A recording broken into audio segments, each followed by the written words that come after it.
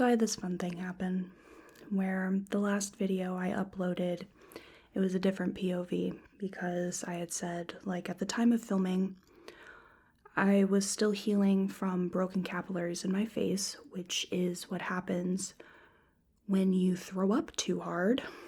And it was healing, and at that point it pretty much looked like bad sun damage. And when I uploaded the video, it had gone away. So I was like, this should be the only video where it's like that. And then that night,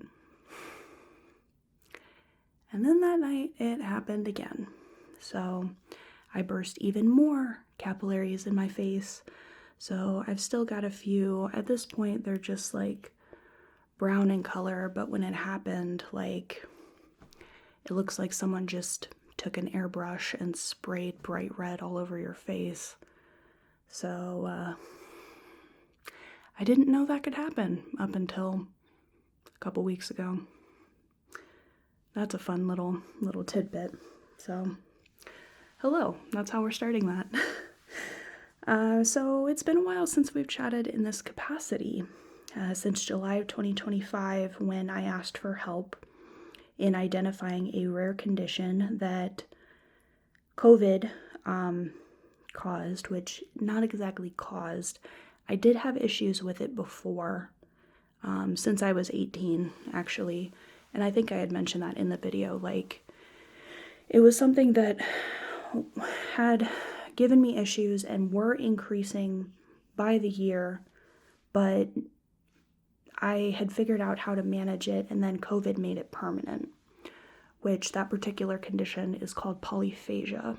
Unfortunately, I've been doing a lot worse than I've been letting on. And this is, luckily, in some way, a very recent development. The last couple weeks, I've been much more unreliable and lackluster than usual. And that's a real, that's part of the real agony, is having all of this potential and ambition, and because of things outside of your control, you never get to live up to it, and you always get to be unreliable, and you just can't ever commit to anything, because the moment you do, all of a sudden you're gonna have something happen. It's like the AO3 curse, but in real life. So my health's been a lot worse than I've let on. And I wanted to make sure I had my ducks in a row in terms of, yesterday I had spoken to one medical provider about some test results that I've been waiting on since December. And in regard to those test results, I also today went to another medical provider to do more blood tests for confirmation purposes. So it's been a big old medical bonanza as of late. So ideally, things are not going to be great in the short term. Hopefully in the long term, we're still on track for things getting a lot better. At least I hope. So, what's going on? Well, I finally have some blood results that I can actually be like, I do actually have some things going on, and I have the data to back it up. So, my condition, my long COVID polyphagia, there are a few components to it. So, back in December, I met a medical provider who not only believed me, they had a whole roadmap of a treatment plan for this specific issue. It only took 18 medical professionals. It only took 5.5 years. I was gearing up to be like, how do I do this in a way that they are going to believe me? Because that's been my life for 5.5 years, is just, how can I get them to believe me? And not only did this person believe me, they were telling me my medical history to me without knowing anything, which was bizarre. It felt like a cold reading at a psychic. I was like, how do you know the things that you know? It was really weird, which led to further credibility there. So not only did they believe me from the jump, they knew this was real. And I knew it was real because I even brought my studies with me, my medical studies that proved that not only had other people experienced this, but there are certain mechanisms behind it, and didn't even need them. And even in my treatment plan, this provider wrote, like, this is what's going on with long COVID polyphagia. It's not common, but it's not as rare as you think it is. Unfortunately, I just have an extreme case of it. It's not usually this bad for people. So, what's going on with that? Well, the one study that I had brought had said that measuring certain hormone levels, there's ghrelin, there's leptin, and then there was like a neurotransmitter. But basically, these are the hormones, the mechanisms that tell you when you need to eat, when you are full, if you're starving or not. Like, these are the hormones, these are the signals. Well, in this study, when measured, these people had high levels of these hormones. Then I finally got these blood test results. My hormone levels are insane. They're very, very high. They are ridiculously high. So we have a confirmation. We had a study that had said this is what's going on. I got my own measured. Same thing. So, and this was actually after I'm on a medicine. We are using it off-label there is some evidence to suggest that it does lower ghrelin and leptin levels. By the time I got my hormone levels checked, it had been months that I had been on this medicine, and they were still so high.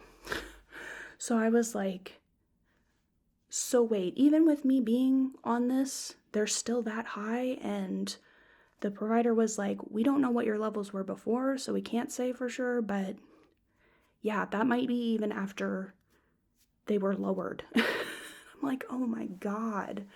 So what that means is that on one aspect, it's just one aspect of the disease, my hormones never, ever, ever stop telling my body that it is starving. And luckily, that medicine, I finally got to a therapeutic level where, for the first time in 5.5 years, I don't have that constant state of starvation.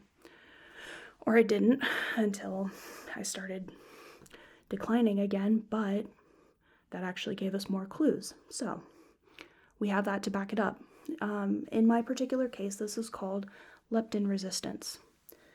Another cool thing that was happening is my insulin levels are off the fucking charts too.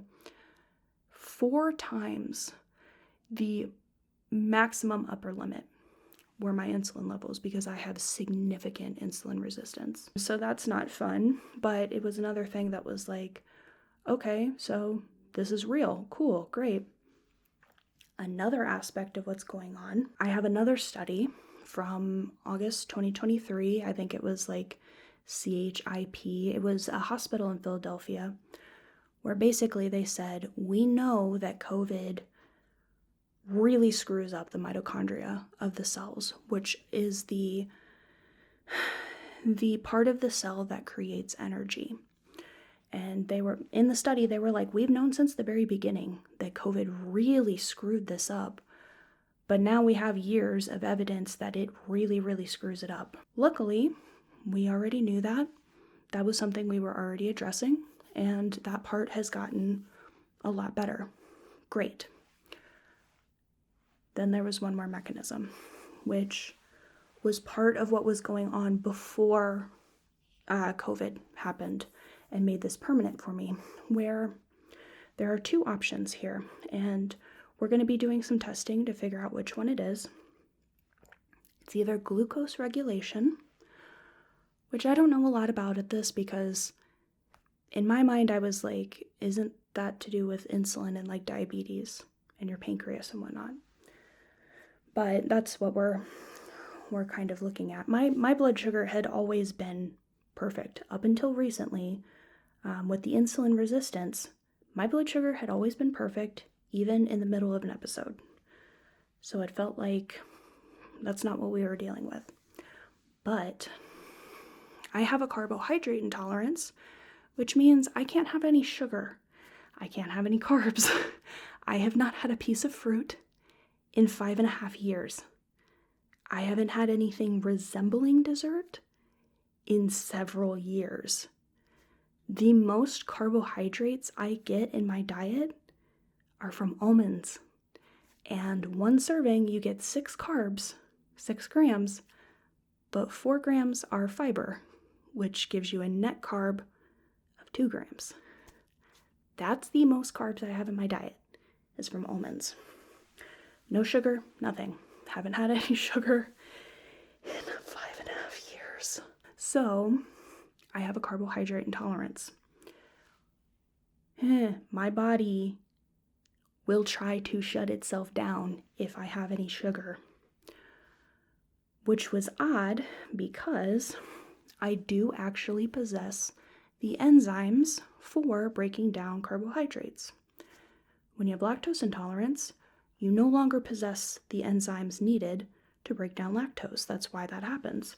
So I'm not really dealing with like a true intolerance, maybe. It's more that my body just can't handle sugar. Why? Still trying to figure that out. But, so we're going to be doing some testing to figure out, is this a glucose regulation issue? And that's why I have so many hypoglycemic-like episodes. Or is this a hypothalamic issue? And luckily it's just really those two. So we're trying to nail that down. That's going to be coming soon. The last bit of it was rather interesting. So over the years, I've had a lot of blood tests done in regards to autoimmune activity and inflammation. And I have an allergic condition called chronic idiopathic urticaria, which means that I get hives for no fucking reason, which is not actually quite true. It can be something as simple as heat, exercise. I do have an allergy to adhesive, glue, tape, whatever. But sometimes my hands will swell up to the point where I can't bend them because I dare to go on a walk. My whole family has this. It's part of Ehlers-Danlos syndrome. It's related to that. So fun. So, I am having constant allergic reactions. And so when we did some more inflammation tests and whatnot, it was like, yeah, you're having a big issue with your body. Like, I mean, there's autoimmune activity and very inflammatory. So it was nice to get that back because it's like we've kind of been following that thread for a long time. But where that came in was that, so there's this very odd thing that has happened since July. Very odd, very gross thing. But, 5.5 years, if I don't eat, I will start shaking. I will have every single muscle in my body lock up, including my eyes. I can't move my eyes and they can't focus in and out. My diaphragm locks up. I can't breathe. I mean, the whole thing. Every single muscle locks up. and I'll start slurring my words, partially because my jaw is locked. And, if it goes long enough, then my vision starts getting black and I start kind of losing consciousness. We've never gone past that because that's scary enough on its own. So, that's what happens if I don't eat, or if I don't eat enough. That's been true for 5.5 years. We've found one exception by accident. If I throw up, that is the only time where I then don't have to eat, and there will be no consequences. And this has happened enough, especially this month, where it's like, okay, this is a rule, but why is that happening? What is happening that all of a sudden, this disease that has been constant for 5.5 years, why would that change? And this one provider had a hypothesis that in part it might be an inflammation thing, because when I throw up, I'm throwing up all the stuff that is making me more inflamed. The inflammation goes down. I no longer have the symptoms. It doesn't last forever. It always happens at night. If I throw up, it always happens at night. So then I can go to bed with an empty stomach, and it's amazing. Like, to the point where my brain is like, have you thought about bulimia? And I'm like, okay, we cannot go down that road. As much as this is nice, we need to trust the process a bit, because that would be very bad. So yeah, that was weird.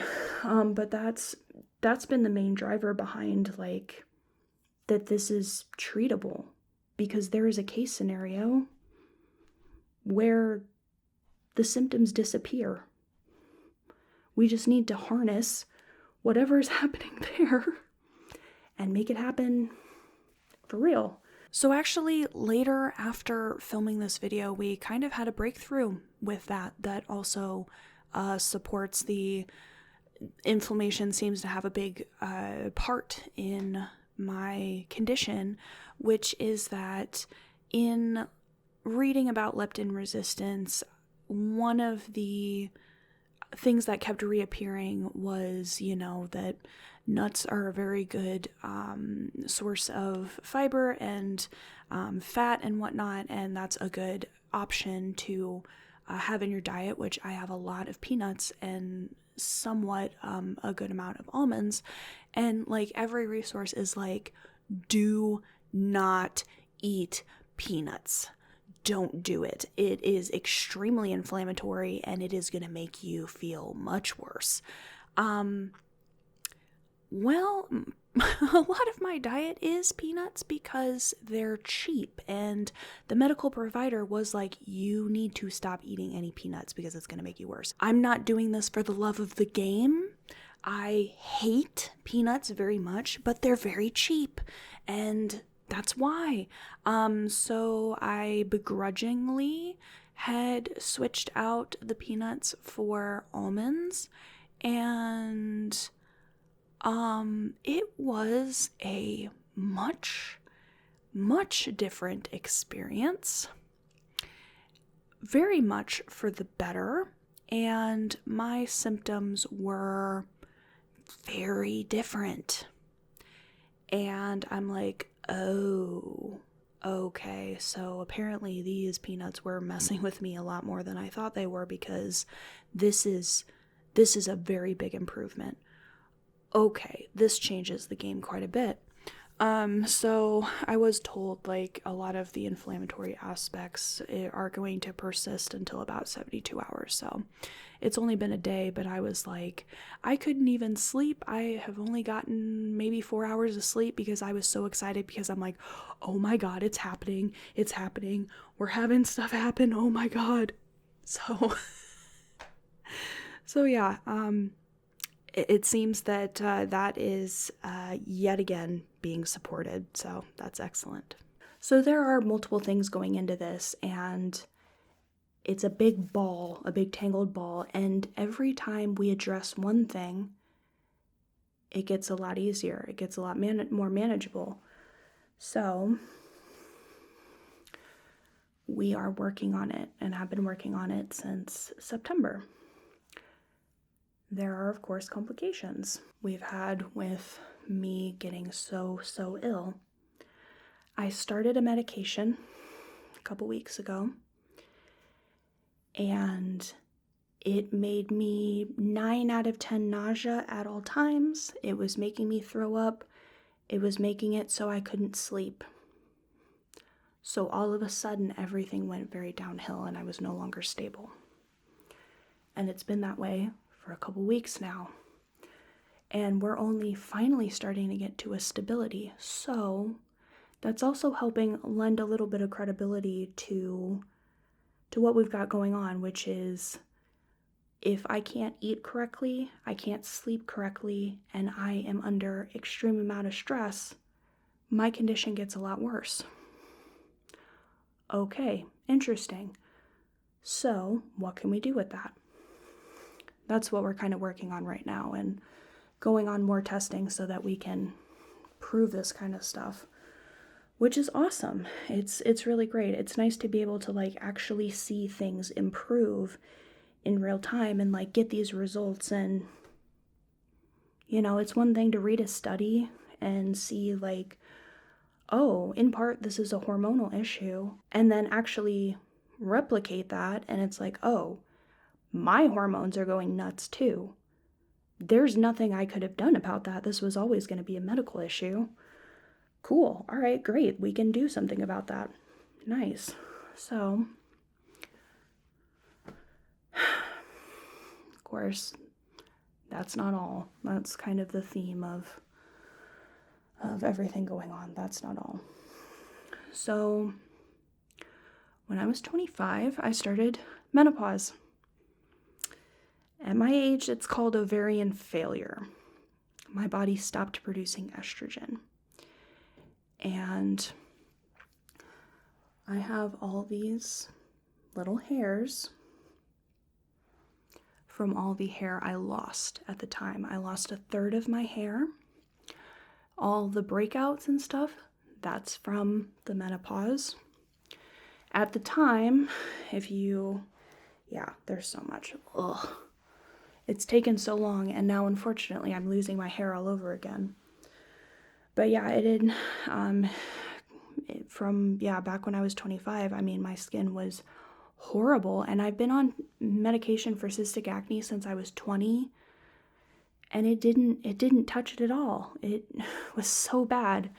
And finally an endocrinologist looked at me and they were like, you're not producing estrogen, right? Look at how much hair you've lost. And at the time I didn't know that. And I was like, is this a read? So then, I got my levels tested and it was like nothing. So I've been on hormones since then, kind of.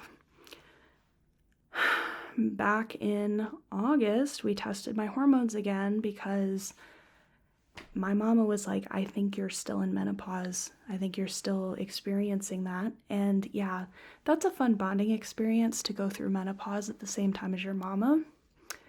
Yeah, that's fun. So she's like, you're getting so many blood tests anyway, might as well. And I didn't worry about it because I wasn't losing my hair anymore. My skin was great and I wasn't having hot flashes anymore. There's a lot of weird stuff that goes into menopause. It was, oh God, the night sweats. It's horrible. Freaking horrible. So we tested my levels and my PCP was like, so where you're at in the cycle, your levels will be artificially inflated, just so you know. We got the test results back and I was like, that's artificially inflated. It was abysmal. My hormone levels were so bad. So we upped my hormone levels. Now, when I say this, we are not talking about actual HRT. And this provider that I went to that knows all this stuff about the polyphagia that's taking care of that they had looked at these test results and they're like, why aren't you on HRT? And I'm like, that's a great question, because I've asked my OBGYN, I've asked my PCP, everybody just like brushes me off. So I thought it might have been, maybe it's my age, maybe, I don't know. So finally I did ask my PCP after that. I'm like, well, I didn't actually, my PCP brought it up. They were like, so what did they say about your estrogen levels? And I was like, they said, why am I not on HRT? Which is a great question because I've asked that before. Why am I not on HRT? And they were like, because it's not covered by insurance. Oh, yeah, okay, so trying to save me some dignity. All right, I get that. So yeah, I will never be able to get to a point where I can treat my menopause, which sucks. It's only gotten worse. We upped my hormone levels and it's only gotten worse. So yeah, now I'm losing so much more hair and yeah, it's 20s. It's awesome. So that's really thrown a wrench into things because when you're not producing your hormones correctly, things don't work right. Luckily, so many of my other conditions that I've had going on have gotten so much better because I am on certain medicines that have anti-inflammatory properties. And when I was stable, I was doing excellent. I was doing great. I was able to go to bed at 11:30 and I was getting enough sleep and I was able to, do the simple things like doing the dishes and going to the grocery store. I was ahead in work for the first time in 4 years. I had 2 weeks ahead of videos. And then I got sick, and now I'm extremely behind yet again. The other thing that's been going on, so when I got COVID, I had significant brain damage because of it. If you've been here since then, since 5 years ago, I had a lot of issues. I had a lot of neurological issues. And luckily, for the most part, it wasn't incredibly apparent. Mostly it was issues with audio processing, where I couldn't understand what people were saying to me. It was issues with finding words. So I would have these big long pauses that I would luckily be able to edit out where I couldn't understand what I was trying to say. Like, I knew the idea of it, I just couldn't find the words. My memory was really shot. I had gotten another cognitive test in the summer to see how far I've come since then. And luckily, in a lot of areas, I was back to essentially normal, which is great. After 5 years, that's all you can hope for, right?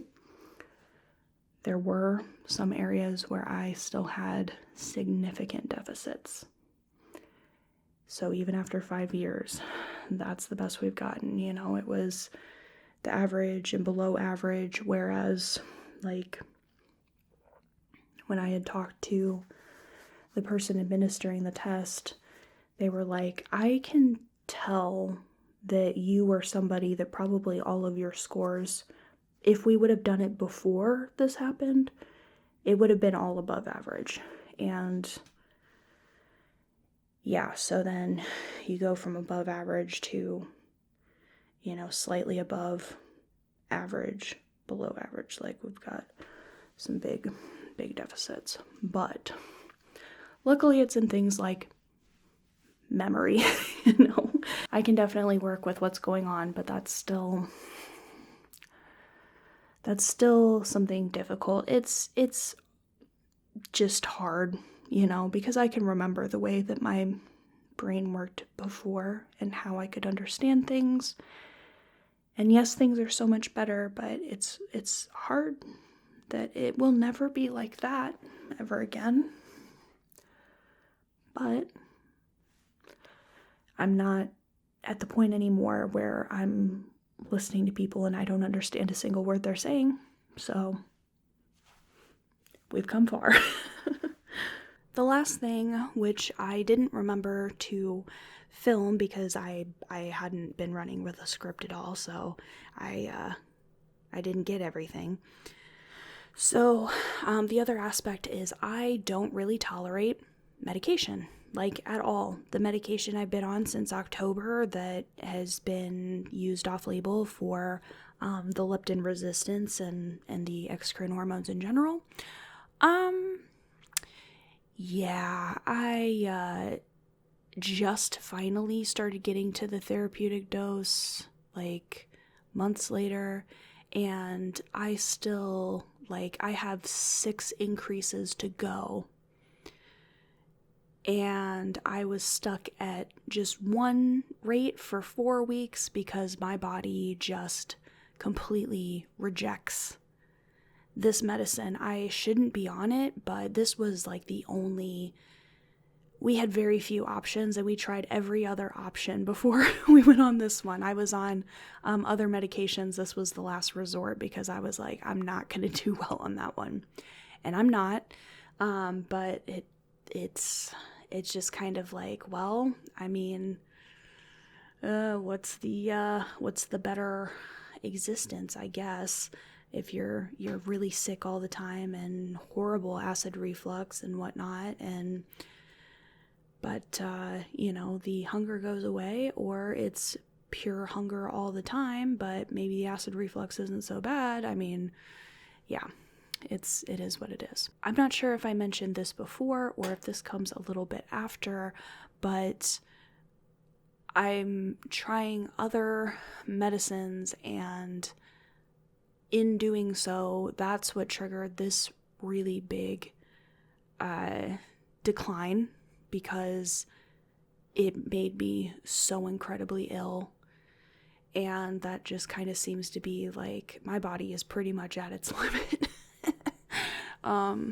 So it's been a really weird juggling act, but I'm hoping, especially with this new development in terms of we're really hammering hard on reducing inflammation, that, I mean, I'm already doing a lot better just with that alone. So maybe that'll give us some room in the future to be able to add more things that are only going to help me without having all of this intolerance to medicine. So all in all, at this current moment, I'm doing very badly. Even 2 days ago, I only got 2 hours of sleep, and I only had 1 hour where I could think straight and I could understand what people were saying around me, and I only had a single hour of that, and it was at 5 p.m. So that was when I was like, okay, cool, I can change my clothes, I can brush my teeth, I can, we're talking like I'm incapacitated to the point I have to wait for my partner to get home so I can just take a shower, because as soon as I stand up, my legs can't hold me. And I went from being the best that I've been in 5.5 years to, you have to wait until 5 p.m. to brush your teeth. I mean, it just, and trying to be here with y'all, because that's all I want to do. I love this job. I have so many projects going on. If you can imagine, my mental state is not excellent. But there were a lot of days where really the only thing that got me through to the next day was reading comments, because to you guys, I'm still something. I'm still alive. And I can still help. I still have a little bit of value. Not much, but just enough. Just enough to get me through to the next day. So I am ever so grateful for that.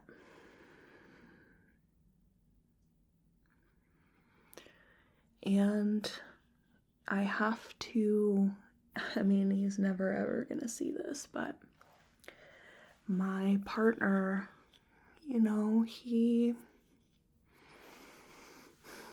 I don't allow him to be my caretaker. If I can't do something, I just won't do it. I'm not going to ask for his help in that way.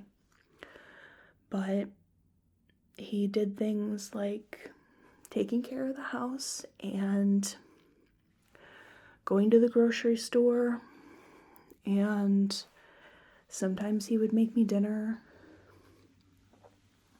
We eat completely different things, so he went out of his way to make a second dinner, and he's really held down the fort. So between him and all of you, and my mama saying, like, you cannot let anything happen because I can't be in a world where you're not here. So for a long time I haven't lived for myself, but I do it for what you have given me, my family, my partner. So I am going to do the best I can to try to still be here in what capacity I can. I don't know what that looks like.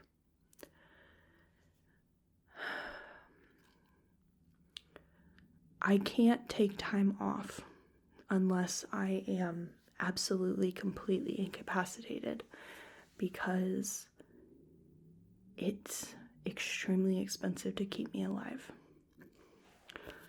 And there was a time for a bit there that we didn't think we could afford to keep me alive anymore. My mama was like, I will take out a second job if I need to, if it means that we can keep you alive. But luckily we found a way. I sold some things that I had, and with tax season coming up, whatever I get back from taxes will go into my medical treatment. And for the moment, we'll be okay. So everything's covered there, thank God. So whatever capacity I can be here, I'm going to be, because this is the only thing keeping me sane. I have so many things planned for you people. You do not even understand. Like I said before, it is agony to be in a body, in a mind that you have so much potential and so much ambition, and you cannot actually exercise any of it because you're humbled. You have been humbled. You have been nerfed. But hopefully as I get better, we're actually going to start delivering. I gotta hope for that. So I don't know what the schedule's going to look like. I will be late for things. I will probably miss uploads. But I will still be here unless things get really bad. And if they get really bad, I will let you know. So, short term, things are not going to be great. Long term, hopefully, might be a little different. It's kind of got to be. So, that is the state of the union. That's what's going on. So I want to thank you so much for being so supportive and being here with me. I had to experience the worst thing that has ever happened to me in my entire life, something most people will never have to experience, and I had to do it on the world stage. But I did it with y'all being here at the same time, so I wasn't alone. I had people who understood, people who still cared, people who just got it. I mean, there just wasn't anything I could do. But hopefully we are now being given the control that maybe some things can be done here soon. So I really, really appreciate it. Thank you. I hope you have a whale of a day, a much bigger whale of a day than I've been having. And I hope you have a good rest of your night.